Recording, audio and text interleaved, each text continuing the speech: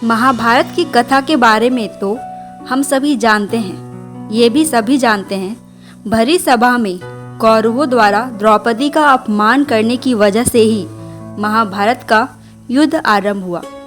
लेकिन क्या आप जानते हैं कि आखिर द्रौपदी थी कौन? उन्हें 5 पांडवों से विवाह क्यों करना पड़ा? चलिए आपको बताते हैं इसके पीछे की कहानी।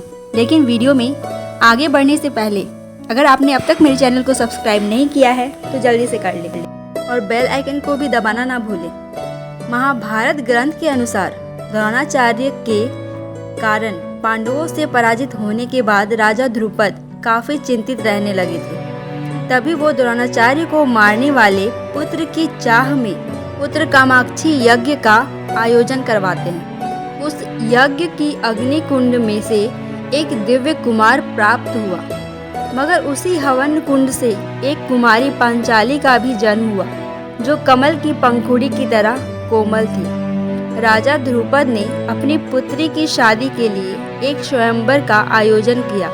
स्वयंवर में दी गई शर्तों को अर्जुन ने पूरा किया और इस तरह से द्रौपदी की शादी अर्जुन के साथ हो गई। उस समय पांडव अपनी मां कुंती के साथ पहचान छुपा के ब्राह्मण वेश में रहा करते थे और भिक्षा मांगकर अपना पेट भरते थे।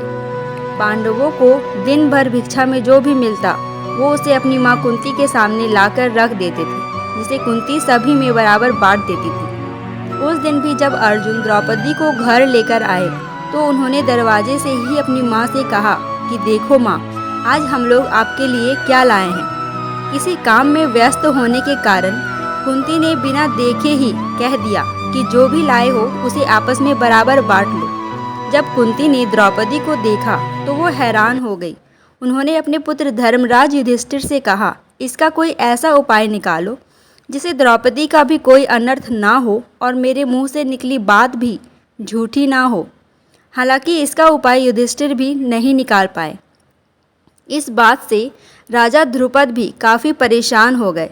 तब ध्रुपद को महर्षि व्यास ने बताया कि द्रौपदी को उनके पूर्व जन्म में भगवान शिव से 5 पति होने का वरदान प्राप्त था। महर्षि व्यास के काफ़ी समझाने पर राजा ध्रुपद अपनी पुत्री द्रौपदी का 5 पांडवों से विवाह करवाने के लिए तैयार हो गए। इसके बाद द्रौपदी ने अपने 5 पतियों के साथ अपना पत्नी धर्म निभाया। दरअसल अपने 5 पतियों के साथ अपना पत्नी धर्म निभाने में द्रौपदी इस कारण समर्थ थी क्योंकि द्रौपदी को ये वरदान मिला था कि वे प्रतिदिन कन्या भाव यानी कौमार्य को प्राप्त कर लेंगी। इस तरह से द्रौपदी अपने 5 पतियों को कन्या भाव में ही प्राप्त हुई थी।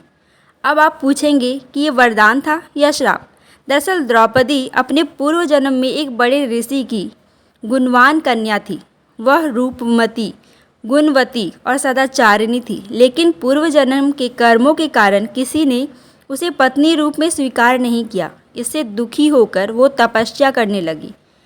उसके उग्र तपस्या के कारण भगवान शिव प्रसन्न हुए और उन्होंने द्रौपदी से कहा, मनचाहा वरदान मांग लो। इससे द्रौपदी इतनी प्रसन्न हो गई कि उसने बार बार कहा, मैं सर्वगुण युक्त पति चाहती हूँ। भगवान शंकर ने कहा, तुमने मनचाहा पति पाने के लिए मुझसे 5 बार प्रार्थना की है, इसलिए तुम्हें दूसरे जन्म में 1 नहीं 5 पति प्राप्त होंगे। तब द्रौपदी ने कहा, मैं तो आपकी कृपा से 1 ही पति चाहती हूँ। उस पर भगवान शिव ने कहा, मेरा वरदान व्यर्थ नहीं जा सकता है, इसलिए तुम्हें 5 पति ही प्राप्त होंगे। महाभारत के अनुसार द्रौपदी सुंदर होने के साथ साथ बहुत बुद्धिमान स्त्री भी थी। जब भी पांडव कमज़ोर पड़े या निर्णय लेने में संकोच हुआ तब द्रौपदी ने हमेशा एक पत्नी होने का कर्तव्य निभाया। वो ये बखूबी जानती थी कि उसे कब, कितना और कहाँ बोलना है। साथ ही वो अपने पतियों का आदर सम्मान भी बखूबी करती थी, इसलिए वो 5 पांडवों की प्रिय थी। दोस्तों, द्रौपदी के पूर्व जन्म की और भी अलग अलग कथाएं हैं। बहुत किसी का ये भी मानना है कि त्रेता युग में द्रौपदी माता सीता की छाया थी, इसलिए द्वापर युग में उनका जन्म अग्नि से हुआ था। आपका इस बारे में क्या मानना है? मुझे कमेंट करके ज़रूर बताएं। धन्यवाद।